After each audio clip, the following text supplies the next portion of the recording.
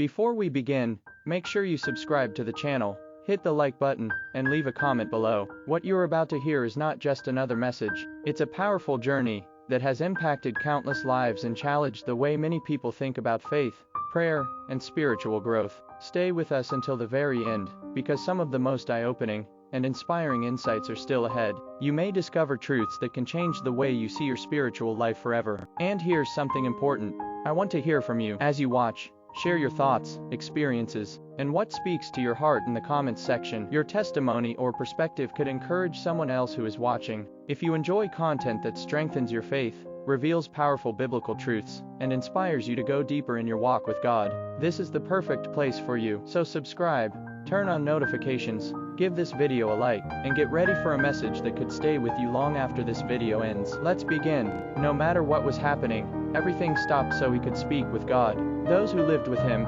his children, disciples, and family members, had to embrace that rhythm. It was not optional, it was spiritual survival. He taught that fellowship with the Holy Spirit is not maintained with leftover time but through absolute priority. And if prayer was the air he breathed, fasting was the food that sustained him. Babalola lived with an empty stomach and a spirit full of God. He took seriously the words of Jesus concerning certain kinds of demons that come out only through prayer and fasting. Every year during the Lenten season, he would withdraw from ordinary life and enter a 40-day fast. 40 days seeking the face of God.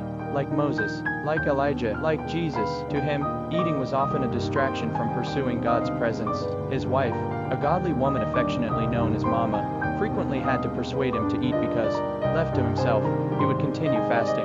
He did not fast for cars. He did not fast for houses. He did not fast for money. He fasted because he hungered for God. He fasted to keep the sword of the Spirit sharp. And speaking of money, one of the greatest proofs of this man's character can be found in his attitude toward wealth.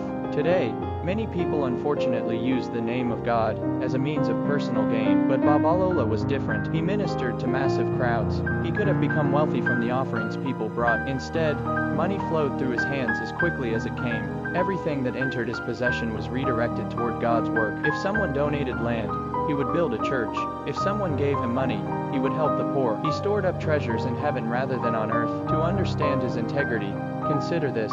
When he died, after years of internationally recognized ministry, people checked his bank account. Do you know how much money was there? Only 10 shillings and 6 pence. By today's standards, almost nothing. He died poor in material possessions, but he left behind a spiritual inheritance that no amount of money could ever buy. And we must also talk about the woman who stood beside him through this life of sacrifice. His wife. The enemy attempted to spread lies about her. Some claimed she hindered the ministry. Others even accused her of being involved in witchcraft. Those accusations were false. Their daughter later shared the truth.